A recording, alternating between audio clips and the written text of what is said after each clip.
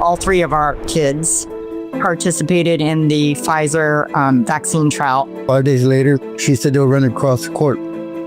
Junior just collapsed. She screamed, "Mom, Mom, my heart feels like it's being ripped through my neck," like screaming, crying. She had a 5-minute seizure 2 hours after the vaccine, and then 2 hours after that, she had another 5-minute seizure. I was quadriplegic for close to 2 months. Within days, I was horrifically ill. She would black out. Yeah, go into these rages. It's like, I'm not there, someone else is there. Hey, listen. One of her friends told us that she had gotten the COVID vaccine because we had no idea. She's in a wheelchair. She can't feel from the waist down. She has an NG tube. She can't eat. She can't swallow. We had a nurse laugh at us. We had a doctor laugh at us. Let's call vaccine hesitancy what it really is: willful stupidity. With those statistics, that if they're accurate, they constitute a signal that there could be a problem with these vaccines. No. Okay, and why is that? I think it's more complicated than... If they don't produce results that sell the vaccine or the drug, that sponsor's not coming back. The 18-year-old healthy daughter, there was nothing wrong with her. She had no comorbidities. She had nothing wrong with her. And she's just gonna die. They'll block me on Facebook all the time. Twitter, knock me off. Big tech is basically harassing and intimidating the victim, basically medically gaslighting them by denying the validity of their injuries. I didn't know about any of this until I was a person in it. I had no idea how bad this was. It took nothing to be presumed positive for COVID. Yeah. But it takes everything to be presumed positive for a vaccine injury. My kids were healthy. They just wanted their lives back. Freedom Council is nothing without all of you. How do we go about getting people held criminally responsible for their acts? The military is still at risk. Election interference, the medicalization of childhood. These drug dealers like Pfizer and Moderna, we can seize their property.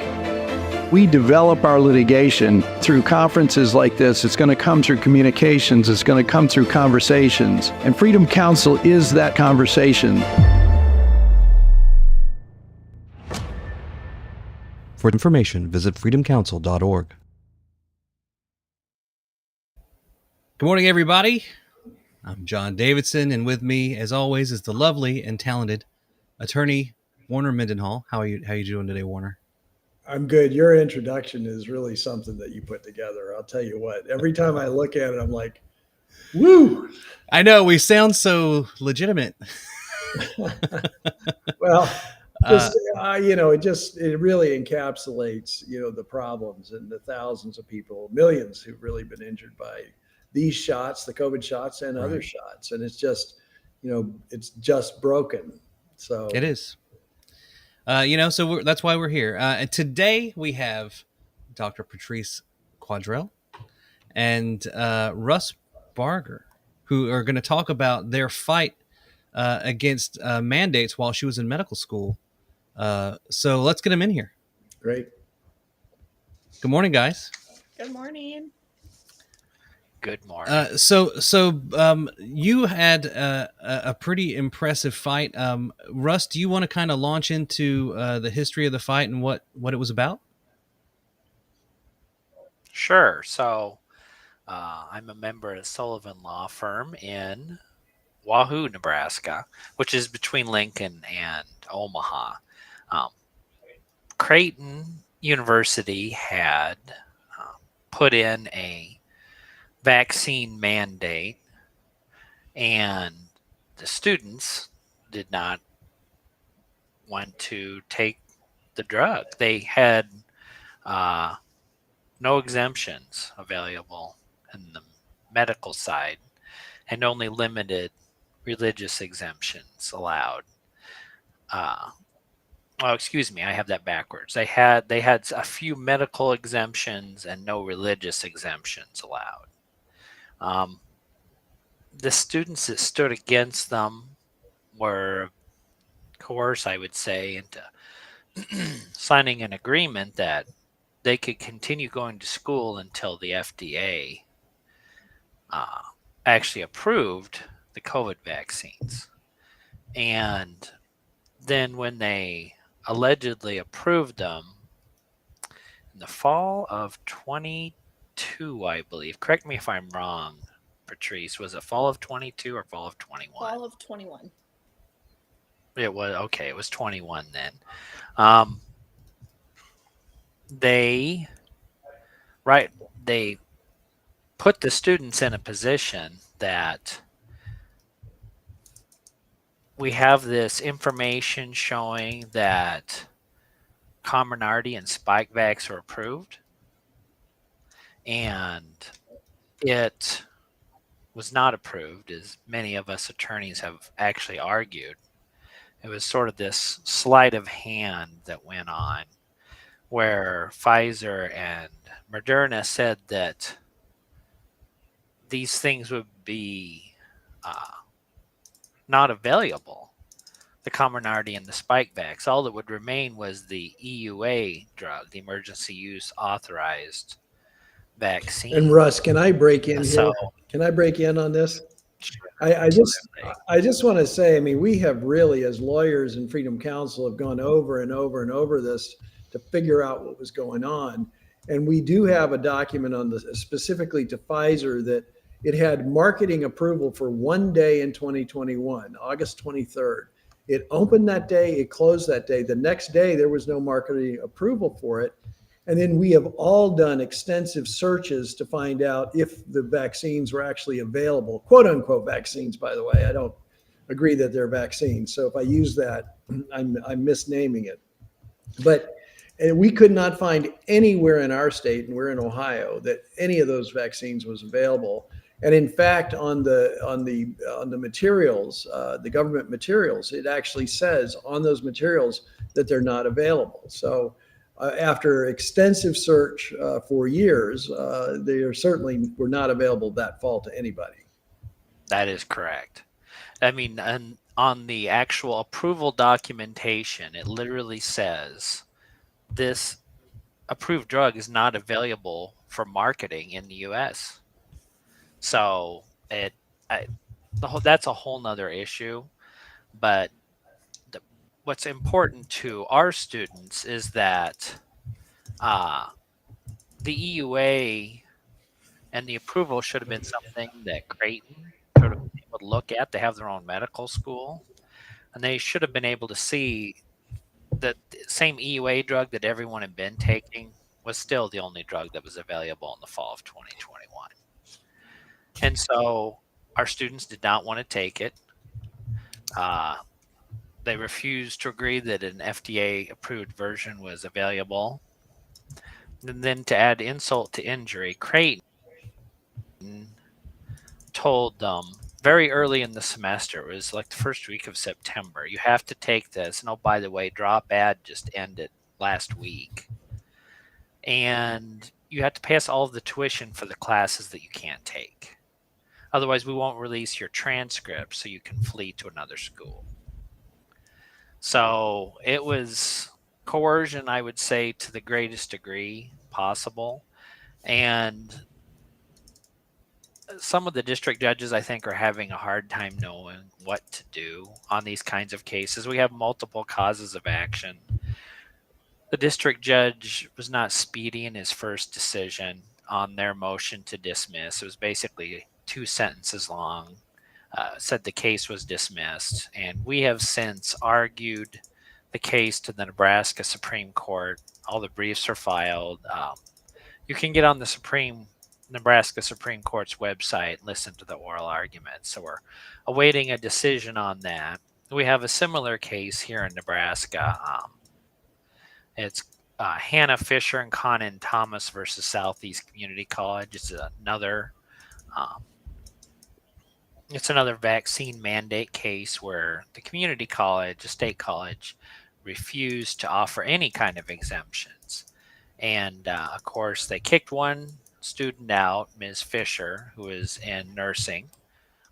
And then Conan Thomas, who is a veteran who had applied for a new program. It's been about 2 years ago now. After the emergency had ended, according to federal HHS, and he didn't feel he should have to file an exemption request. They did eventually come up with exemptions about 2 years after the fact. Everyone that had been kicked out had already been long kicked out from Southeast. So we have two issues. One, whether that mandate was ever legal, and two, whether the mandate could still be legal. I would need to look, but at least a few months ago, they still had that mandate in place. You could just have an exemption, and that's still an issue. I don't think most people realize. In a lot of medical schools across the country, they're still mandating that their students take the COVID vaccine. So that's sort of where it's at. I think that's probably a good 20,000 foot look, John. I don't know if you wanted more. And I should mention, Patrice is actually a dentist. She wasn't going to medical school. She was going to dental school. So we just need to be accurate on that also. Understood. Thank you. Speaking of Dr. Quadrel, could you tell us a little bit about your experience, not only in how it was for you, but how were the other students when they were faced with this? I mean, because I think a lot of us are really curious about the experience of people in dental school or medical school or any kind of higher education that encountered these mandates. And what was it like finding an attorney? I mean, what were the obstacles? Because I know for me personally in 2020 and 2021, there were no attorneys that were fighting from what I could see, or very, very few. Absolutely, John. It was really interesting being in this situation when you're also in school to study medicine and to study dentistry and to study healthcare, and you have an understanding of science, and you can look at a research paper and a white paper and for the most part comprehend probably a little more than the general public, just because your ability to understand the vocabulary and other things. I can tell you I learned a lot about the FDA testing process and how clinical trials are done in phases 1, 2, and 3. So during this process, I had anticipated that the phase 3 clinical trials would take several years, and I would be able to graduate. I was less than a year away from graduating before I was basically banned from campus, and I don't know if you would use the word expelled, but basically expelled and not able to continue my education, and ended up graduating a year later than I anticipated, thanks to Russ and Bob for helping me navigate that. But it was a really tested time. I had some close friends that I would discuss, well, what are you going to do? What are you going to do? Are you going to get it? Are you not? Are you going to wait until they force us? What do we do? So there were some students that jumped on it right away and had no hesitations. And there was others of us that really held out until the end. Obviously, I was the only student, both that I know of from Creighton Medical School and Creighton Dental School, that did not get the vaccine and stood the test of time and didn't ever get it. I remember there was one student that had just had given birth, a few months prior, and she was breastfeeding. She was very, very hesitant to get the vaccine. But for her, the risk of not being able to finish her education on time was too great. And so, she really felt like she didn't have an option and she had to get it. I had a few other students that, like you mentioned, they didn't know how they would find legal counsel. And it was just, a lot of students in my class had kids, and it was too stressful to navigate that and risk not being able to provide for their families. So I was luckily in a position where I actually found Bob and Russ through some connections at a local gym that I went to. I just happened to be talking to someone and they mentioned that they were aware of them, and I ended up getting connected. So if you want to talk about a miracle, I think that might be one, because I have no idea how I would have found a lawyer or even, started my search. So I really got lucky that I felt like God really handed me them right when I needed them, like my greatest time of need, because I didn't know what I was going to do. I knew I couldn't go back to school, and it was a really stressful time. How do you feel now? I mean, you saw the intro to the show. I mean, you talk about God giving you a signal, right, of who to work with. I feel the same way in terms of how I came across so many of these injured people who were silenced otherwise. Has time sort of validated your feelings when the mandate started? Oh, 100%. We actually have a plaintiff on our case. She was a law student and she was just getting ready to take her bar exam, and she ended up getting the vaccine and was vaccine injured. And I've had many discussions with her, and my heart just goes out to her and anyone else that's been vaccine injured, because, I don't think anyone should have to risk their job or their education, to be medically safe and medically sound and, risk their health and their livelihood. But I do have to say this fight has been worth it. The fight's not over. Like Russ mentioned, we're still waiting for, the Nebraska Supreme Court to get back to us on the papers that we filed so far. But 100%, I did have to sit out a year of school. I wasn't able to graduate with my graduating class. Everyone moved on and started their lives, in a sense. And I was still stuck and had to, as Russ mentioned, I had to pay for an extra semester. Just so you have a rough estimate, dental school is about $40,000 a semester. So I had to pay an extra $40,000 to finish. I wasn't able to graduate with my class. And then on top of it, you have the lost income, of not being able to continue. But all of that aside, I'm just so thankful that I have my health intact. I'm so thankful I get to practice. I was just seeing patients this morning. I love dentistry. I love what I do. And I'm just really grateful, despite these tribulations, that I've been able to be in this career. How is your current employer now about everything? Are they aware of the fight? Are they sort of supporting you, or do they sort of hands off, stay neutral? What's the community like there? I've been a little hesitant to share a lot of details about the case with the workplace. So if I feel that there's an appropriate environment, I will. At my current job, that's not something that I felt that I needed to tell or to share. I've had a few discussions. I work with another doctor there, and I've had a few discussions with him about vaccines in general. I would say he is more on the pro-vaccine side, and so I haven't really brought this up. And I part of me wanted to wait until we had a final conclusion, because these lawsuits can take many years, and I didn't really want to drag him through this with me. I think at some point that I will reveal that information, but for now it's really been more of a personal fight, and then also among the plaintiffs that are on the case. Warner, Russ, this has gone on for her for years. And this is the same situation that we deal with so many of the plaintiffs that you represent. Why does it take so long for justice in terms of civil rights and the defense of their civil rights to occur? What the heck is going on? I can weigh in here for a minute, Russ, and then you can maybe follow up. But I mean, in our cases, initially we went in for temporary restraining orders, and I don't think we won a single. Well, we did win one actually, and it happened to be for a doctor. But we out of multiple temporary restraining orders against the employers, against hospitals and other organizations, we only have one victory to our name.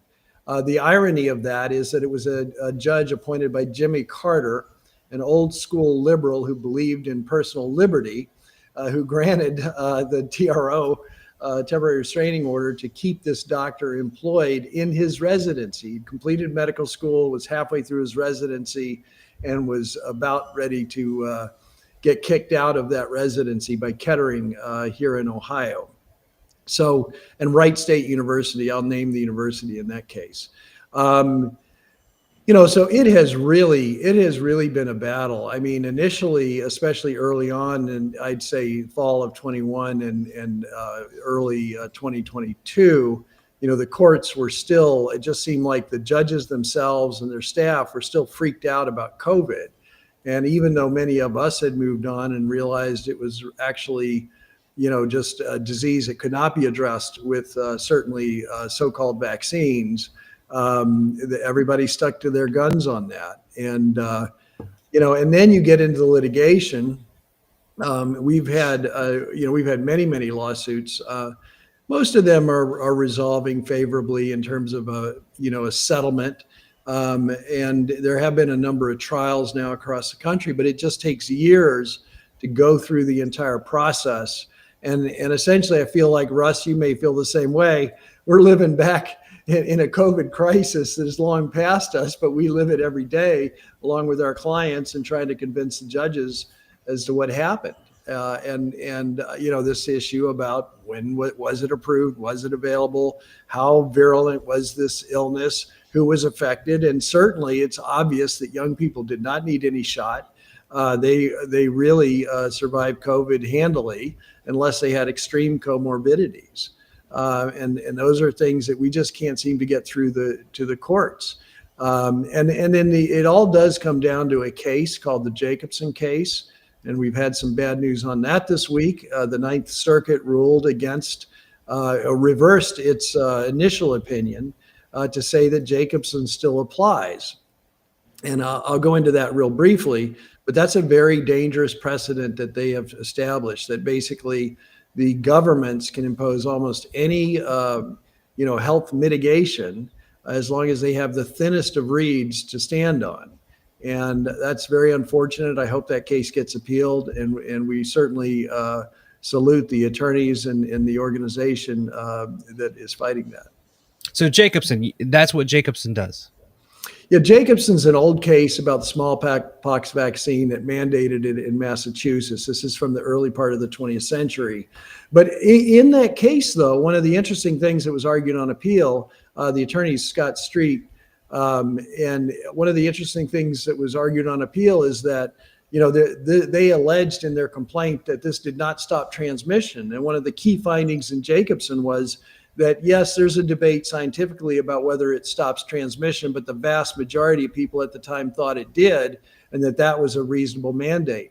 At this point, it's absolutely very well known that the COVID shots do not stop transmission. And in fact, they didn't even contract to stop transmission initially. So if case law is how we establish precedent in the courts, what nightmarish case law have we established with COVID moving forward? Just the fact that Jacobson is still extant law and controlling on the lower courts. Jacobson needs to be repealed. And Jacobson was the basis for some horrific decisions following Jacobson about interventions, for example, to sterilize women. And also the Korematsu decision to basically create camps for Japanese citizens. So Jacobson has a very blemished, history. It needs to be overturned. It has been used for some terrible decisions out of the Supreme Court. And we need to restore basically our liberty to make our own medical decisions. And Russ, if you would address this as well, I mean, we still have an ongoing problem with medical students and firefighters who need to do EMT work and things like that. And so we are continuing in Freedom Council, by the way, Patrice, if anyone needs help, we do have now a group of about almost 300 attorneys that are very well educated on these issues. They've educated themselves, they've educated each other, and they are ready to step up on issues like flu vaccine mandates, which Cleveland Clinic just said have negative efficacy. And they're so bad that if you take it, you're more likely to get the flu. And we have that going on right now in the military and hospitals among medical students. Right now, today, we still have these fights going on. But go ahead, Russ. What do you think? Well, and I just to dovetail off what you've said, Warner, Jacobson is a really old case, and the case law has since taken a turn where the 14th Amendment and due process rights, bodily autonomy, ironically, I mean, a lot of that had to do with Bowers versus Hardwick. It was a lot of things to do with like contraception and even abortion. That those two worlds have not really been reconciled yet by the Supreme Court. The substantive due process rights for bodily autonomy that have come out of even Roe, Dobbs. I mean, there's a line of cases where you can't be giving prisoners whatever kind of drugs you want to give them if they don't want it. They have some autonomy. But the Supreme Court they're not always clear in their decisions. There's a case that we rely on called Cruz On, where we argue that bodily autonomy is a fundamental right because they don't mention it going under the rational basis test. And essentially, if a government can do about what it wants, as long as it's not completely arbitrary and capricious, if you can get under the rational basis test. But if it's a fundamental right, then the state has to make a pretty significant showing for whatever regulation they have. But let me be clear, I think, on our mandate cases. The first thing I would mention is that Lucia Sinatra, she might be a person you would consider interviewing because she watches these student mandate cases across the country. She's a former corporate attorney, lives out in California. I haven't looked at her list, but she generally has a map on showing, I think it's called Stop the Mandates. No college mandates. I actually made one of the maps for her. No college mandates. We're friends. Okay. Oh, then you know very well who I'm talking about. But we don't have to prove that the vaccine was safe or effective. The main thrust of our cases is that these two schools, Creighton and Southeast Community College, appear to be almost alone in offering no exemptions or extremely limited exemptions to their students, especially a Catholic college who teaches about the inviolability of human life, not allowing their students to have religious exemptions. I mean, there's just so many ironies in the Creighton case. They didn't have any mandates for their staff or their faculty. It was just the students. People do not realize that students are probably the most abused class in many ways. They do not have the protections of Title VII. They don't have clear legal status compared to most adults. And Creighton is just a perfect example of the school knowing that the students are going to have to rely on contract rights, on negligence, on due process. I shouldn't say substantive due process. I mean, one of our claims is that it's under the Consumer Protection Act that they were being deceptive. They have a medical school. They should know exactly what that EUA approval process showed, and that there was literally not one bottle of Comirnaty or Spikevax in all of the state of Nebraska or in any state in the United States for that matter. So it's hard. If you want to go look for your list of statutes that says you can do, you have a right to not take mandated drugs, good luck. You know, it's funny. I haven't seen very many proposed. South Park did a whole episode on college basketball where he compared, where Cartman was a representative for the NCAA, and he compared basketball players for college as slaves. And it was, if you haven't seen it, it was 2011 when they came out with that episode. It was pretty brilliant. But yeah, the universities have exploited students. They endanger their physical bodies for generating income and attention for the universities. They don't pay the students for what they get. Maybe you get a scholarship. And now we've learned this now with like Dr. Quadrel, what she went through is, again, you know, students are, you're right, they're not taken care of. They are exploited. They are disregarded, and you're almost treated like a commodity.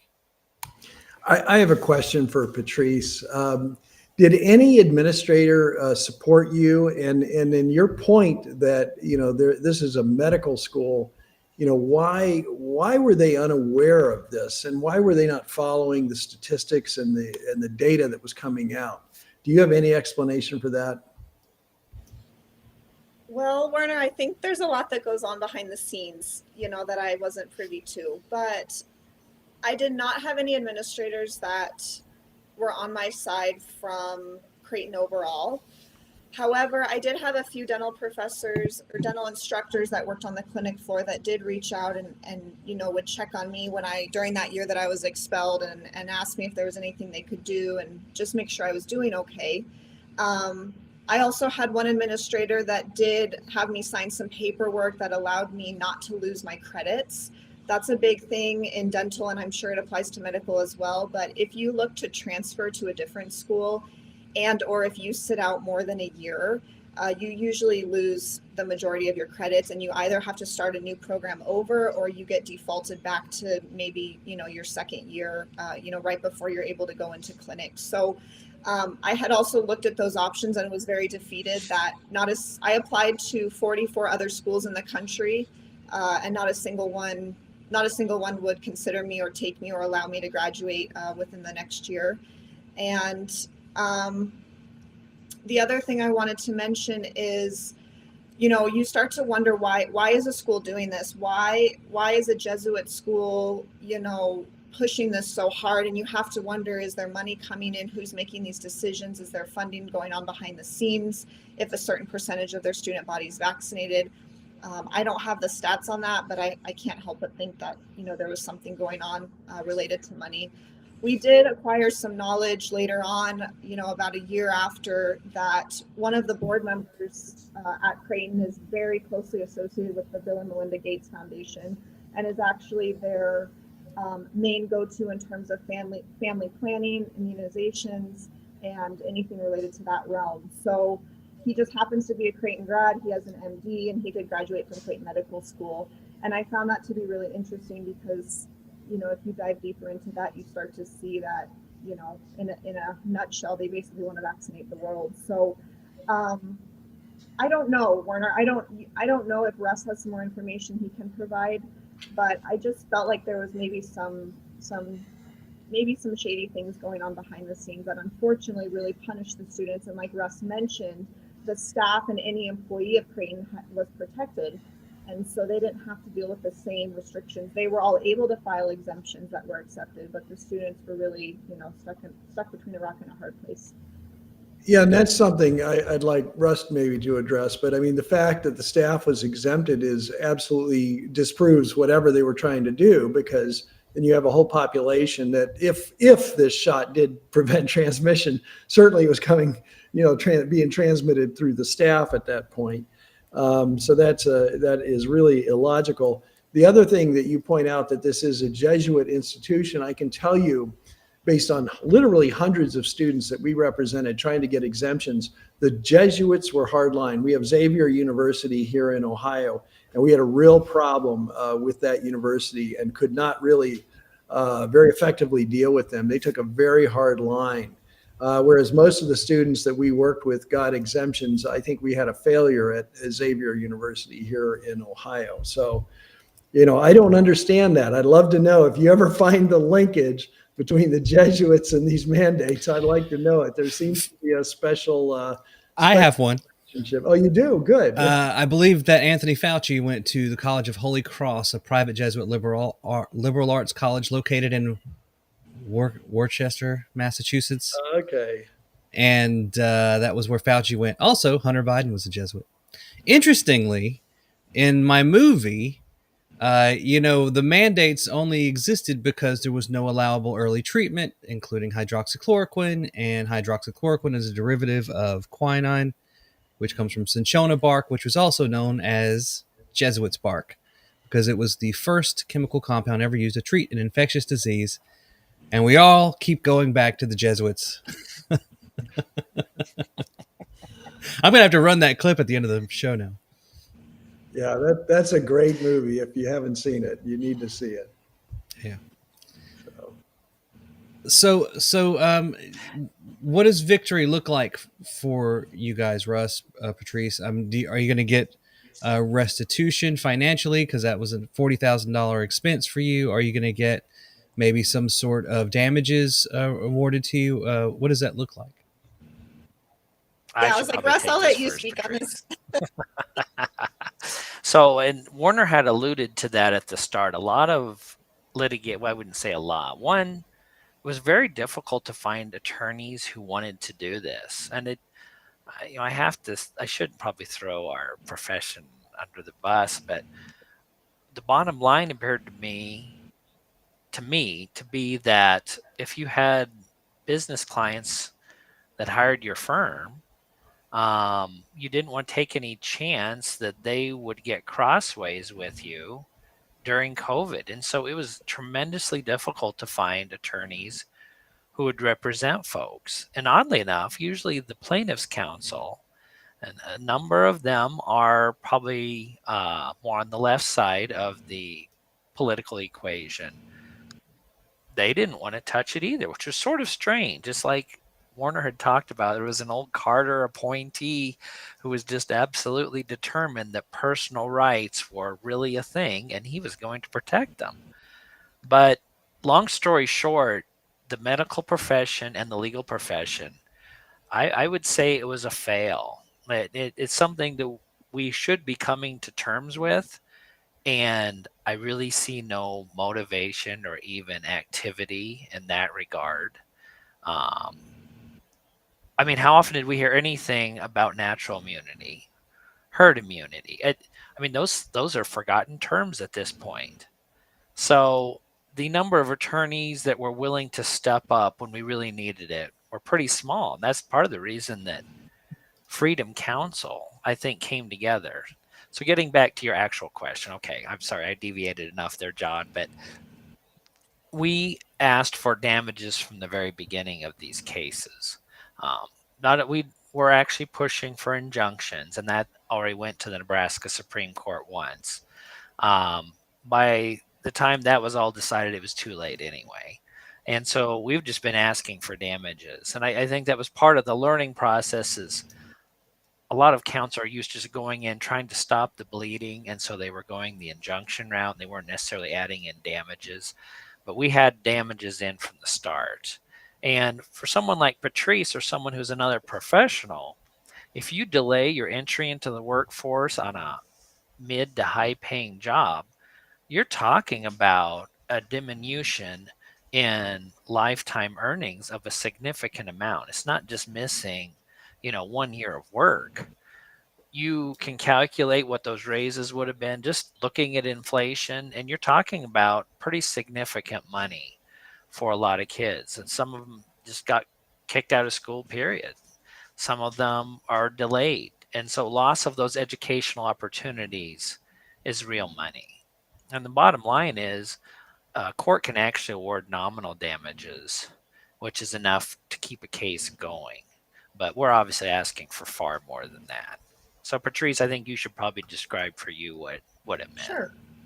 So for me, I'd already mentioned dental school's about $40,000 a semester. It usually increases every year. So, at a minimum, I would like to get back that extra that I had to pay since I never got refunded for that semester that I was kicked out of, that year I was really kicked out of and not allowed to go back, but yet had to continue paying. And as Russ mentioned, as Russ mentioned, the annual salary of a dentist, usually entry is about $150,000, and then it usually goes up from there, as you continue to practice. And if you have your own practice, it can be several $100,000. So I know, Russ, we had talked about, working with an economist at some point and bringing someone in like that to kind of help us. But it would really just be the damages for the extra tuition and then the loss of income for being delayed for a year. But I do want to just make a statement that, regardless of the money, we're not in this for the money. And although I do think damages are owed, we really wanted to stand up to Creighton because I didn't want any other students to have to go through what I went through. I don't want anyone to have to be forced to have their education on one side and their livelihood and health on the other. I think there should be a way that we can choose both. So part of this was really just pushing back and wanting to keep our freedom, especially at a Jesuit university, which I know we've already talked about, but I couldn't believe that, the Pope himself said, that you can't make this vaccine mandatory. But then Creighton went off and did their own thing and said, well, we're dismissing that, yes, he's our religious leader, but we're going to do our own thing and make it mandatory with very little exemptions. And as Russ mentioned, they offered no religious exemptions in their religious university. So that to this day, I still don't understand that. They did, kind of backtrack on that about a year later, but I don't know why that was so firm. And then even the medical, it was very, very, very difficult, if not nearly impossible to get a medical exemption. So again, yes, I think there's damages that are owed, mostly in the sense of financial sense, but I really wanted to just make a standing point that I don't want any other students to have to go through what I went through. That's an excellent answer.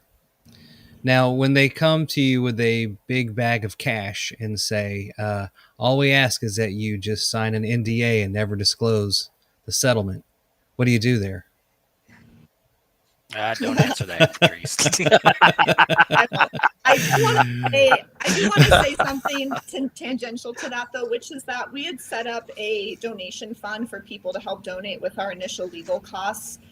And I really wanted to reward those people that sewed into that, because this was early days. This would have been 2021, 2022, when vaccines were just getting going and everyone was trying to navigate the situation. And I really, if I ended up with a bag of cash in my hand, I really wanted to pay and reward these people by, doubling or tripling the amount that they sewed in and giving back to them. So that's something that's really on my heart that I would really like to do if this cash ever did, surmount. I mean, could I add just something to that, John and Warner? So there's two things. One, I need to mention, why was it important to have damages in these cases? And Warner can talk to us a little bit. But mootness was a huge reason that so many of these early cases got tossed. And if the exemptions have come on or if circumstances have changed, by the time you get to an appellate court, the case has become moot unless there's damages.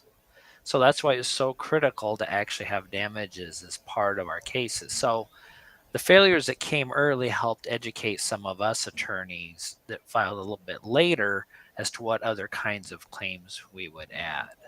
But, the other part of this is almost to a T, these students who are named plaintiffs, they want to see justice, and two, they want to provide some protection for the people that come after them, because there's very little protection out there for students.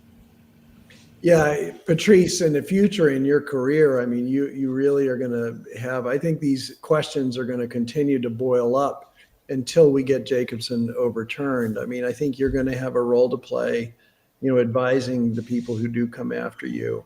I do agree with Russ that our profession, our legal profession, really dropped the ball. The big firms are all compromised by institutional contracts that they have with hospitals and, all the government institutions and things like that. So the only attorneys that became available were these, basically small firm and solo attorneys scattered throughout the country and even around the world. To be frank, we have members from Australia, Canada, and Europe as well. And, I'm glad that we've formed our network, and I do worry about what the future is going to bring and what we're going to need to do in the future with litigation. The one thing that I do think we bring to bear, Russ, is that the individuals who stand up like you, Patrice, really, your case can reverberate through the system and lead the way for other courts to follow. So, unlike, in the medical profession, I think there's obviously was a real problem. Many brave doctors did stand up, but the majority did not. And, but that's a case-by-case, patient-by-patient impact. Your case, Patrice, will have a societal impact within your state and within the nation. So I really applaud you doing this. It was so important. I do have one question that I think about with everyone. Why were you able to stand up? What support did you have? What was in your upbringing that made you make this independent decision? Well, a few things. Number one, definitely my relationship with God and just having the faith that I would be okay and he would take care of me, and however this was supposed to go, he would have my back. So that was number one. Number two, I have a very supportive partner. We're now married, husband. So he really took on, the financial burden of helping provide for me during this time that I wasn't working, I wasn't in school. I was kind of just in a free fall, really, not knowing if I would go back, when I would go back. I thought I was going to be kicked out for 2 weeks and then Creighton was going to change their minds. But, 2 weeks quickly turned into almost a year. So, so both God, my husband, and then also my parents, were also, I will say it took them a little bit to get on board. It took some convincing. I think they were very hesitant on the thought of me not being in school. I've always been very academically driven. I've wanted to be a dentist since I was 10 years old. And I just set my mind on that. And so for them to see this dream kind of get revoked in a very aggressive sense and very quickly, I think was a little scary for them. But now that when we have conversations about it now, I think there's a lot of respect between all of us on why I had to do what I had to do and where we are today. And so I would say, family support, partner support, and then obviously my relationship with God. What a fantastic answer. I like the word you use, free fall, because I think that's actually what we experience, when we do hand our faith over to God and say, I'm just going to trust God. It feels like a free fall. And that's very hard to deal with and to experience. This situation exposed, like what you guys were just saying, it was the smaller firms that stepped up. In a lot of instances, it was the few independent practice medical doctors that were also part of the fight. If this had occurred 4 or 5 years later, we've seen a trajectory of it's more and more expensive for independent firms to exist, especially in states like California, where if you don't have deep pockets and huge clients, you can't afford that nice office space. You can't afford to pay for all the additional accoutrement of expenses that come along with owning a business in California. Trust me, I know. Similar thing with private practice in the medical industry.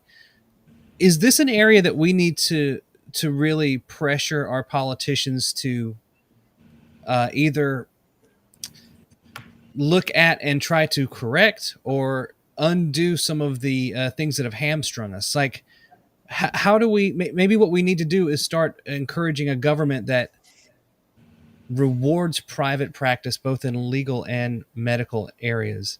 What do you guys think about that? I'll jump in, Russ. On the medical side, look, we used to have an 80-20 split. 80% of medical practitioners were independent, 20% were with the bigger groups. Now, and with hospitals, now it's completely reversed. The independent medical practitioner is a dying breed at this point at all levels. There are so many corporate and hedge fund and other finance things, and hospitals are just taking over everything. A lot of that came into play with Obamacare. That certainly accelerated it. It was already happening, but with the requirements for electronic health records and all that, the independent practitioners just threw up their hands, and the hospitals swooped in with massive bonuses and benefits for coming into the hospital system. We've litigated that, as you know, I think, because some of that was illegal, but we couldn't stop it. And then among the attorneys, I don't know what the answer is. I see the solo and small firm attorney very much challenged. We saw all these attacks on attorneys that happened to represent Trump.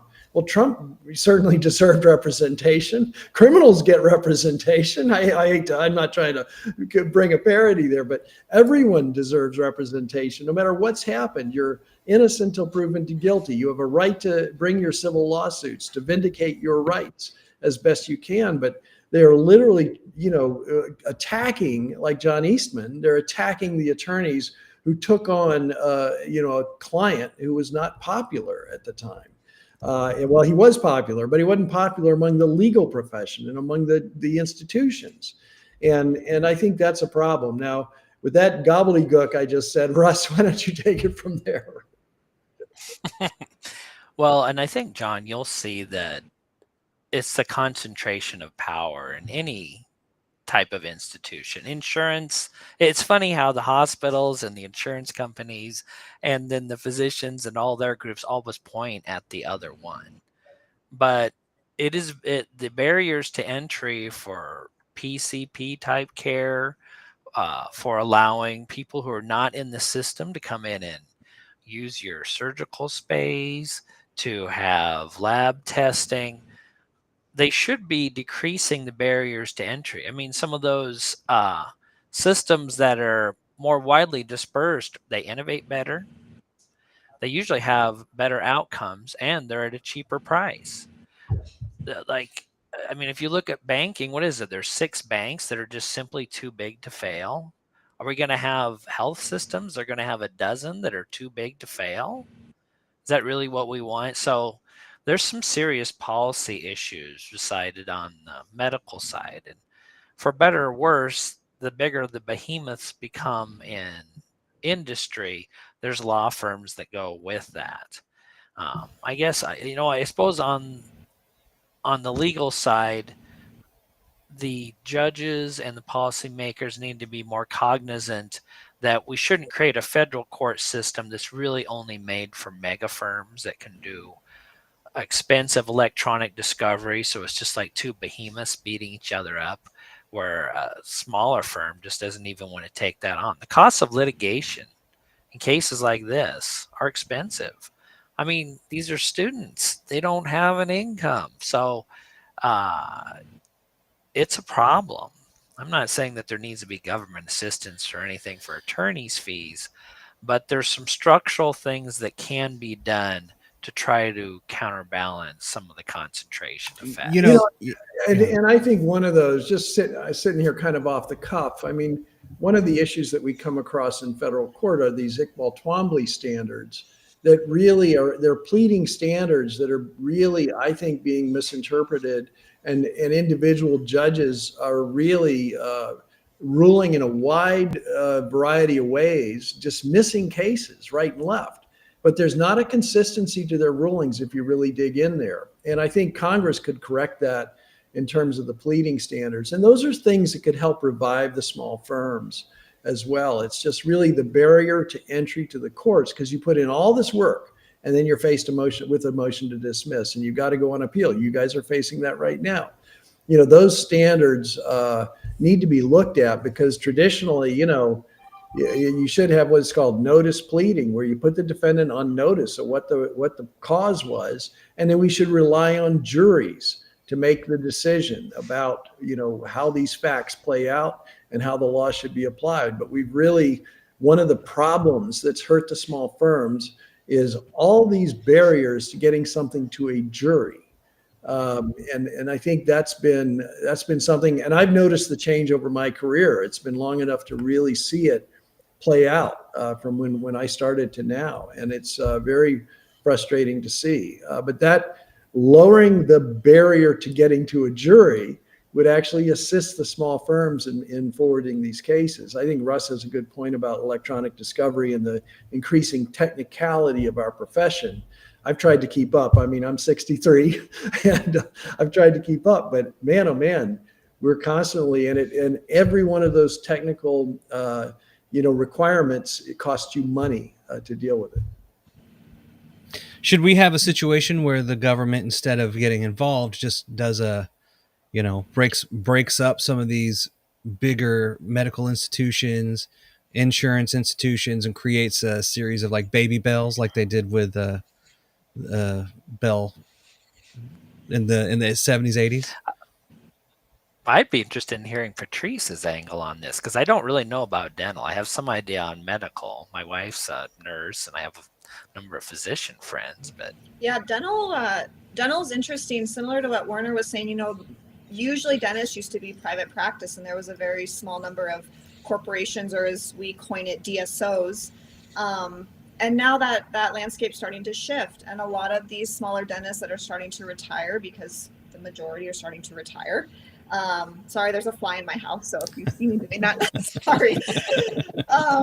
Anyway, so a lot of these older dentists are starting to retire, and me coming out of school, I can't afford or I can't get a loan from the bank to be able to buy into a practice right away. Some students do it. Sometimes it's possible, but before that used to be the normal thing. You would just find a dentist, you would go work for them, be mentored, and then take over their practice. But it's just not as easy. So like you both were saying, Russ and Werner, that barrier of entry has gotten much more difficult. And then you add that layer of insurance on top of it. A lot of the insurance reimbursement rates have not been increased, even though we've had inflation and things are getting more expensive and dental care costs more than it used to. So you really see this mismatch of, reimbursement versus how much the work that we do costs, for patients. So I don't know exactly where dentistry is going. There are a few behemoths out there, a few franchises, chains, DSOs. I know there are, I'm in a few groups on Facebook of dentists where we're trying to, keep that at bay and do what we can to keep small entrepreneurs going. But John, I do think the government could play a role in this. Perhaps they offer grants to dentists that, decide to start a practice outside of school, or somehow make money a little bit more accessible to be able to put into a practice. Just a thought. Right. And the money that also plays into another situation, which is the consolidation of the banking industry. You what you talked about, you used to be, if a bank was a community owned bank, they knew they needed dentists. So they might take a risk on you as an independent, as a young student, or a recent graduate. You'd show up in a small town that had a community bank, and the bank goes, well, we need more dentists, so we're going to take a risk on you. But now you have a major checklist that is formatted, and if you don't match every single requirement, you don't get a loan. And this goes to law firms. This goes to production companies. This goes to everything. So it is an interesting thing. And maybe it's grants. Maybe we need to break up the banks. Boy, wouldn't that be a wonderful thing? Maybe they actually hold the money that they can pretend to hold in the actual vault at the bank, instead of making it all just magic numbers on a computer screen. But what do I know? Guys, this has been a very wonderful. We're about at an hour right now. Is there anything else you want to add? Well, I just can't thank you enough, Patrice, for standing up, and Russ for representing her. I think I do want people to know these are ongoing battles. They're appearing in different areas of our lives now. And, I do want people to know that we do have a group called Freedom Counsel, freedomcounsel.org. And we are trying to connect clients, people who need help with attorneys that are willing to help and understand the scenarios that you're facing. And it's not over. It's not over by a long shot.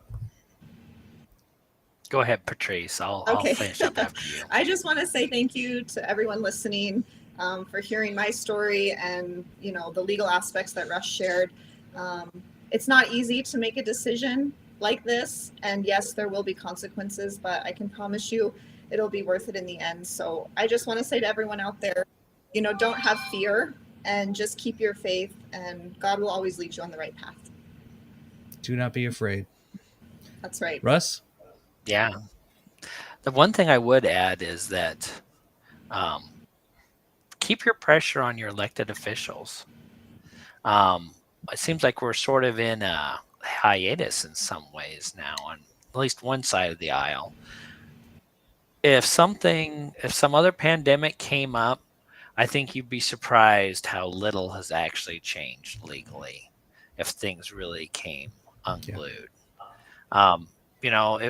If it's smallpox or something where you're talking about 20% mortality or some serious thing, all bets are off. But if you have something else that doesn't have a high death rate, a lot of the things have not really changed. Congress has essentially done nothing, and most states' legislatures have done almost nothing. It's really case law that's the only protection that seems to be working. So keep your pressure up on your elected official. You haven't done much to stop this a second time. Correct. Well, thank you, everyone. This has been a great Actually, really, really good interview. I'm going to wrap us up, and you can drop out if you need to. I'm just going to wrap us up with the history of hydroxychloroquine, and you can see the role of the Jesuits in the development of the first medication ever used to treat an infectious disease. Thank you all so much. Have a wonderful rest of the day. Thanks, John. Thanks, everybody. Nice to meet you. Thanks, John. Yes. Thanks, Patrice. See you What guys. is hydroxychloroquine? Hydroxychloroquine is a derivative of chloroquine, one of the first malarial drugs invented. Chloroquine was based off of a drug called quinine. Quinine is also credited as the first chemical compound used to treat an infectious disease.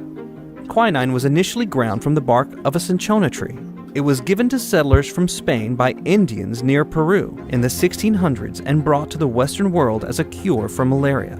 Eventually, Jesuit priests traveled the world with cinchona bark, so much so that it was commonly known as Jesuits' bark. In 1751, the Spanish crown took control of all the sources of quinine, restricting access as a new form of scientific-based imperialism. At the beginning of the American Revolution, George Washington requested his political masters buy up as much cinchona bark and quinine powder as possible, a deciding factor in the fate of the new nation, because in 1778, the Spanish crown restricted British access to quinine. In 1820, quinine was officially isolated, reducing the need for cinchona tree bark.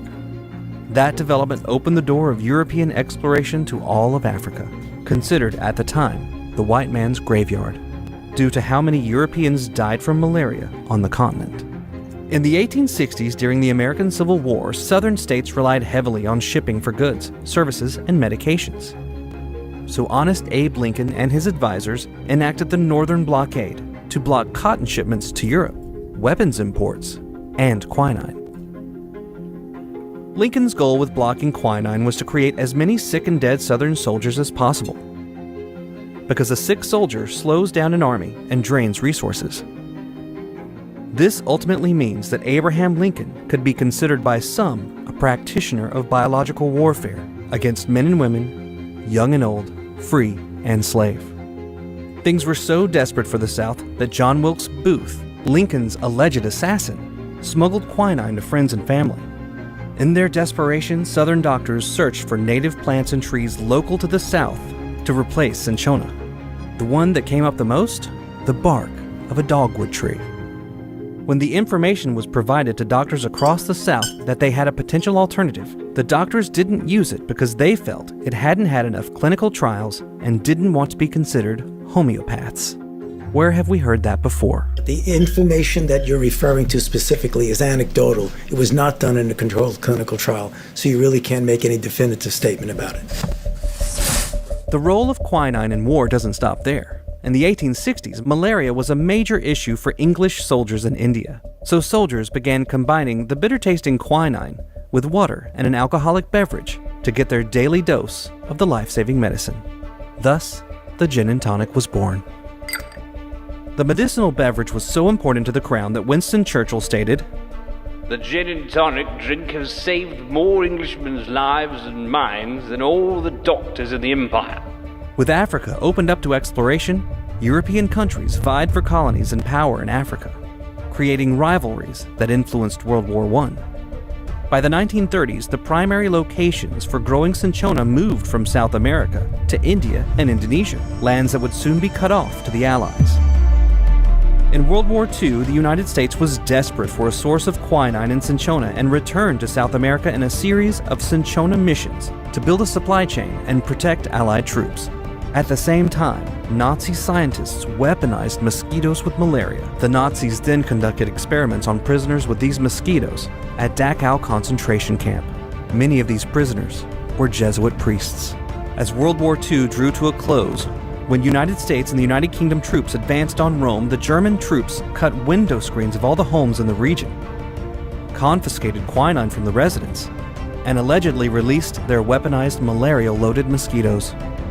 The advancing Allied troops were ready and protected with quinine, cinchona, and chloroquine, but the local population of Italians weren't so lucky. That year, there was a massive spike in civilian casualties from malaria, a parting gift from the fleeing Nazis.